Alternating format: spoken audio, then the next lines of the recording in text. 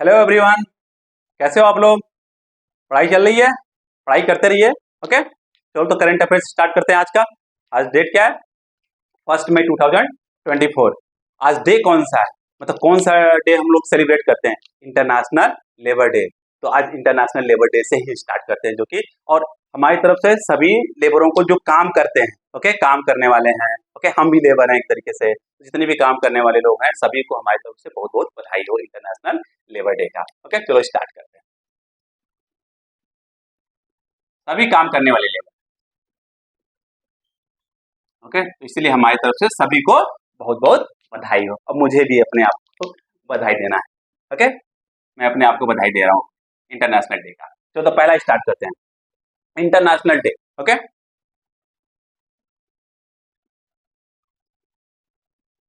International labour day कब celebrate किया जाता है? अभी जैसे बता दिया। ओके, 1 मई। ओके, 1 मई को सेलिब्रेट किया जाता है। पहली बार इसके लिए बात कब हुई? ओके, 1886 में, 1886 में। कहा में? अमेरिका में। ओके, वहां डिमांड किया गया लोगों द्वारा, इंप्लॉय लेबर द्वारा, कि जो जॉब हो रही है, दिन का काम हो रहा है, वो 8 घंटे फिक्स कर दिया जाए। उसी को देखकर यूरोप में इसका डिमांड आने लगा, इसलिए 1889 में 1889 में यूरोप में पहली बार जो है इंटरनेशनल लेबर डे सेलिब्रेट किया गया। Okay, international labour day celebrate किया गया। अब पूछा जा सकता है इंडिया में कब पहली बार सेलिब्रेट किया गया? तो 1 मई 1923 को। और इस साल 2024 का जो थीम है, जो कि किसी भी एग्जाम के लिए बहुत ज्यादा इंपॉर्टेंट है, वो कौन सा है? थीम क्या है? Ensuring safety and health at work in changing climate. Okay, फिर नेक्स्ट है जो बहुत इंपॉर्टेंट है, समझ लीजिए। नेक्स्ट है, अभी इंडियन नेवी और इंडियन एयर फोर्स ने रैम्पेज मिसाइल को इंडक्ट किया है। तो रैम्पेज मिसाइल कैसी मिसाइल है? हवा से जमीन पे मार करने वाली मिसाइल है। इसकी रेंज कितनी है? 250 किलोमीटर है। ओके, इसको बनाया किसने है? इसराइल ने बनाया है, तो बहुत खतरनाक है। ओके, तो इससे क्या हुआ? इंडियन नेवी और इंडियन एयरफोर्स का क्या है? पावर थोड़ा बढ़ गया। Okay, rampage rampage missile Indian navy और इंडियन एयरफोर्स ने इंडक्ट किया है। ओके, एक क्या है? एयर टू सरफेस, मतलब हवा से जमीन पे बात करने के लिए। इसकी रेंज क्या है? 250 किलोमीटर। 250 किलोमीटर के अंदर कोई भी टारगेट हो उसको एकदम ध्वस्त कर देगी। ओके, अब इसको नोट डाउन कर लीजिए, आप लोग नोट डाउन कर लीजिए। नेक्स्ट है न्यूज जो है चाइना से रिलेटेड है। हम लोग जो इंपोर्ट करते हैं इंडस्ट्रियल गुड्स में, ओके, तो उसमें चाइना का शेयर जो है इंडिया के रूप में बढ़ गया है। ओके, 30% लास्ट 15 साल में इंडिया ने चाइना से जितना पूरे विश्व से जितना इंडस्ट्रियल गुड्स को इंपोर्ट किया है इंडिया ने, उससे 30% चाइना से में ही बढ़ गया है। ओके, 15 साल में। 15 साल पहले कितना था? 21% शेयर था चाइना का। अब क्या हो गया? 30% हो गया वही शेयर। समझ लो, 30%, तो बहुत ज्यादा शेयर हो गया है China share. Okay, to the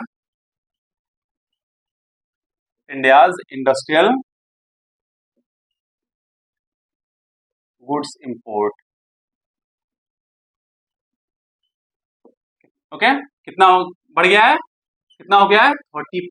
30% in last 15 years. 15 साल पहले कितना था? 21%। 21% से 9% जंप करके 30% हो गया है। ओके, 2018-19 में, 2018-19 में जो इंडिया जो चाइना से इंपोर्ट करता था, वो कितना था? उसकी वैल्यू कितनी थी? 70 बिलियन डॉलर। अब कितनी हो गई है? 101 बिलियन डॉलर। ओके, और हमारा जो एक्सपोर्ट चाइना को है वो स्टैग्नेंट है, वो रुका हुआ, जहां था वहीं पर है। ओके, तो this is not a good news for the India. तो ध्यान देना। ओके, नेक्स्ट न्यूज है। ओके, अब क्वेश्चन पूछा जा सकता है, recently you have seen this word is in news, और जो वर्ड है वो किससे रिलेटेड है? ओके, तो देखते हैं कौन सा वर्ड है। एस्ट्राजीना, एस्ट्राजेनिका, एस्ट्राजेनिका। ओके, ये क्या है? एस्ट्राजेनिका है क्या? एक वैक्सीन है। ये क्या है? एक वैक्सीन है। कौन सी टेक्नोलॉजी यूज होती है इसमें? Viral vector technology, viral vector technology. ये करती क्या है? ये हमारे इम्यून सिस्टम को बढ़ा देती है, जिससे कि कोविड जैसे बीमारियों से लड़ने में हमको क्या मिलता है? सहायता मिलता है। हमारे इम्यून सिस्टम को बढ़ा देती है। Okay,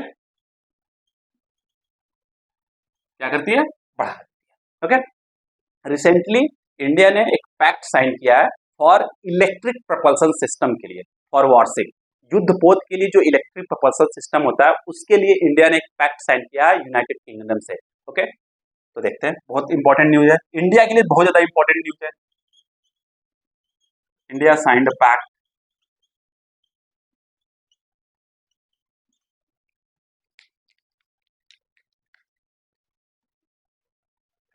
for electric propulsion system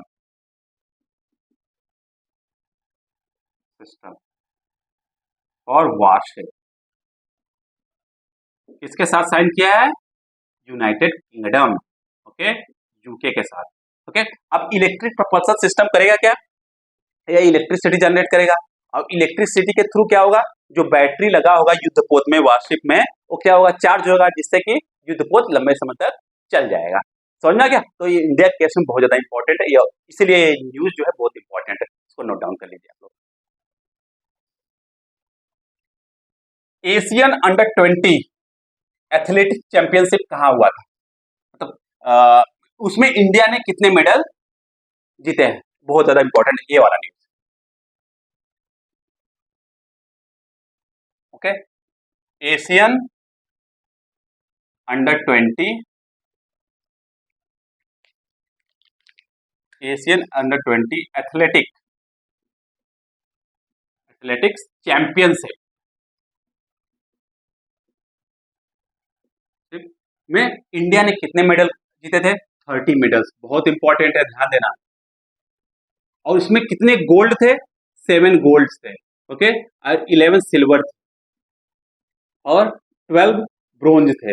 और कौन सी ऐसी कंट्री है जो कि एशियन अंडर 20 एथलेटिक चैंपियनशिप में मतलब टॉप पे आई थी? इंडिया। ओके, फर्स्ट पे कौन था? इंडिया, सेकेंड पे चाइना, थर्ड पे जापान। इसलिए न्यूज बहुत ज्यादा इंपॉर्टेंट हो जाता है। Okay, sixth Asian carrom championship कहाँ हुआ था? सिक्स्थ एशियन कैरम चैंपियनशिप जो है वो मालदीव में हुआ था, और मालदीव इस समय रिसेंटली बहुत ज्यादा न्यूज में है। ओके, इसलिए जो न्यूज है बहुत इंपॉर्टेंट है। सिक्स्थ एशियन कैरम चैंपियनशिप कहाँ हुआ था? मालदीव में, मालदीव में। ओके, इसमें जो है मेंस डबल्स और विमेन डबल्स, ओके, इनमें इंडिया ने गोल्ड मेडल जीता है, मेंस डबल्स में और विमेन्स डबल्स में, मेंस एंड विमेन दोनों में। विमेन्स डबल्स में इंडिया ने क्या जीता है? Gold medal. India own gold. Okay, इतनी प्रॉब्लम नोट डाउन कर लीजिए। नेक्स्ट है, बहुत इंपॉर्टेंट है, इन्वायरमेंट से रिलेटेड है। गोल्डमैन इन्वायरमेंट अवार्ड रिसेंटली कितने लोगों को दिया गया? पूरे वर्ल्ड में 7 लोगों को दिया गया। और यह न्यूज इसलिए इंपॉर्टेंट हो जाता है कि पूरे एशिया में, इंडिया में एक लोगों को मिला है, उनका नाम है आलोक शुक्ला, जो इसलिए बहुत ज्यादा इंपॉर्टेंट हो जाता है। गोल्डमैन इन्वायरमेंट अवार्ड इसको दिया गया आलोक शुक्ला को। ये है कहाँ के? छत्तीसगढ़ के हैं।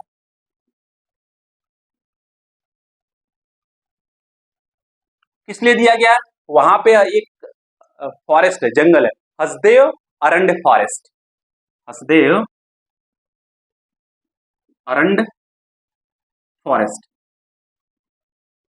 यहाँ पे बहुत सारी माइनिंग हो रही थी। ओके, तो माइनिंग के कारण क्या था, जंगल में जो पेड़ पौधे थे उनको काटा जा रहा था, तो उसको रोकने के लिए इन्होंने अपनी जान की बाजी लगा दी। अब ऐसे कामों में बहुत जान का रिस्क होता है। ओके, इसी कारण उनके इस बहादुरी के कारण उनको कौन सा अवार्ड मिला था, गोल्डमैन इन्वायरमेंट अवार्ड मिला था। और जो ये हसदेव अरंड फॉरेस्ट है, इसको छत्तीसगढ़ का फेफड़ा बोला जाता है, लंग बोला जाता है, क्योंकि ये अधिक मात्रा में क्या ऑक्सीजन जनरेट करता है, जो कि बहुत अच्छा इंपॉर्टेंट है छत्तीसगढ़ के लिए। ओके, और पूछा जा सकता है कि जो गोल्डमैन इन्वायरमेंट अवार्ड है पहली बार कब दिया गया था, 1990 में। ओके, पहली बार कब दिया गया और पहली बार किस इंडियन को दिया गया था और कब दिया गया था, 1992 में। 1992 में मेगा पाटेकर को दिया गया था। किस लिए दिया गया था, नर्मदा बचाओ आंदोलन के लिए दिया गया था, इसको ध्यान दीजिएगा। ओके, और इसमें ये इंडियन को मिला है, इसलिए बहुत ज्यादा इंपॉर्टेंट है, इसको नोट डाउन कर लीजिए, आप नोट डाउन कर लीजिएगा।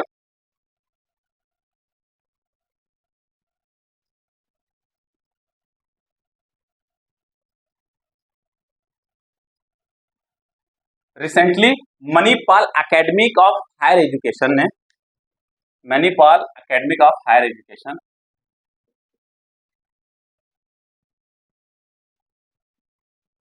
ऑफ हायर एजुकेशन ने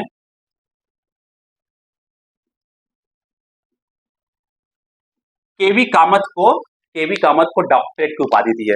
केवी कामत को क्या दी है, डॉक्टरेट की उपाधि। किसको दी है, केवी कामत को। किसलिए दिया गया है, ओके, क्योंकि इन्होंने कम्युनिकेशन और टेली कम्युनिकेशन के क्षेत्र में बहुत अच्छा काम किया है। ओके, इसलिए उनको दिया गया, तो इसलिए न्यूज बहुत इंपॉर्टेंट है। नेक्स्ट क्या है, इरेडा से रिलेटेड है। Okay, Indian renewable energy department agency,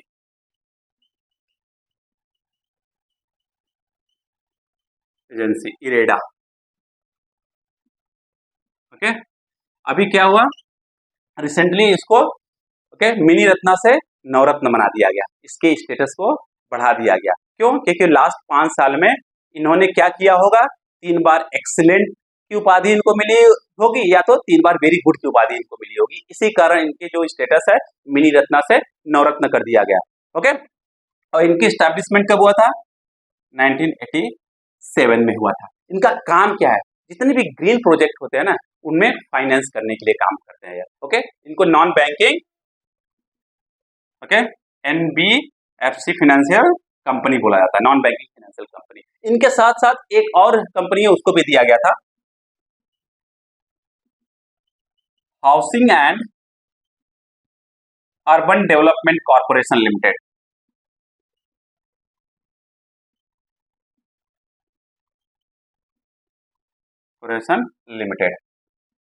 इसको भी नवरत्न का स्टेटस दिया गया है। इसको क्या बोलते हैं, हुडको बोलते हैं। ओके, समझ में आ गया। ओके, नोट डाउन कर लीजिए आप लोग। दुनिया का सबसे बड़ा एयरपोर्ट कहां बन रहा है, दुबई में, उसका नाम क्या है, अल मखतूम। दुनिया का सबसे बड़ा एयरपोर्ट बन रहा है। ओके, इसलिए बहुत ज्यादा इंपॉर्टेंट है। Okay, the world biggest, okay, largest international airport. Okay, उसका नाम क्या है, अल मखतूम। अल मखतूम कहां बन रहा है, दुबई में। ओके, दुबई में। इसकी कैपेसिटी कितनी होगी, okay, 26 crore passenger per year, 26 crore passenger per year. Okay, समझे ना। ओके, इसलिए बहुत बड़ा, इसलिए दुनिया का सबसे बड़ा बनने वाला, इसलिए न्यूज में है, और इसलिए हमारे एग्जाम के लिए बहुत ज्यादा इंपॉर्टेंट है। और कुछ जो है इन्वायरमेंट से रिलेटेड हम लोग क्वेश्चन मतलब न्यूज देख लेते हैं। ओके, इन्वायरमेंट, नीलगिरी तहर, नीलगिरी तहर रिसेंटली न्यूज में है।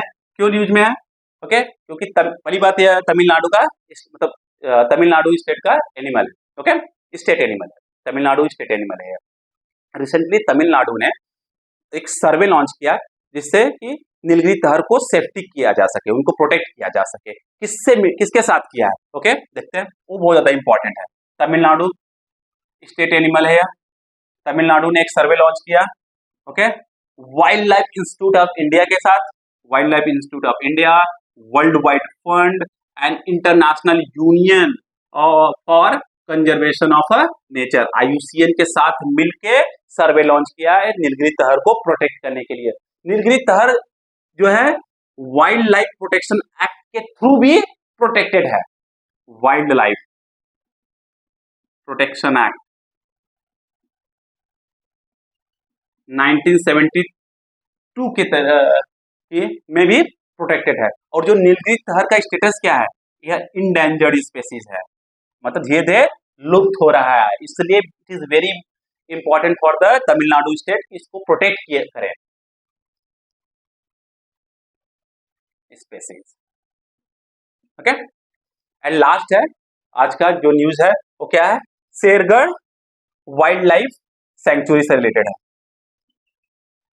शेरगढ़ वाइल्ड लाइफ सेंचुरी से रिलेटेड है। ये कहां पर है? राजस्थान। ये न्यूज में क्यों है? Okay, ministry of environment, forest and climate change ने इसको इको सेंसिटिव जोन घोषित किया है, जिससे कि अब यहाँ पे जो डेवलपमेंट है वह न के बराबर होगा, जिससे इसको इस जो शेरगढ़ वाइल्ड लाइफ सेंचुरी है इसको प्रोटेक्ट किया जाए, जो कि ये बहुत इंपॉर्टेंट है इन्वायरमेंट के लिए। Okay, ministry of environment, forest and climate change ने इसको क्या घोषित किया है? इको सेंसिटिव जोन घोषित किया है। ओके, तो आज का न्यूज इतना ही, आज का न्यूज है जो कि बहुत इंपॉर्टेंट है, इसको आप लोग अच्छे से देख लीजिएगा। ओके, और कल मिलते हैं कल के करंट अफेयर के साथ। ओके, और जाने से पहले अगर वीडियो पसंद आया हो प्लीज इसको लाइक करिए, शेयर करिए, सब्सक्राइब करिए, और जो नोटिफिकेशन चाहिए अगर तो बेल आइकन दबाना भूलिएगा मत। Okay, bye bye, take care, पढ़ते रहिएगा।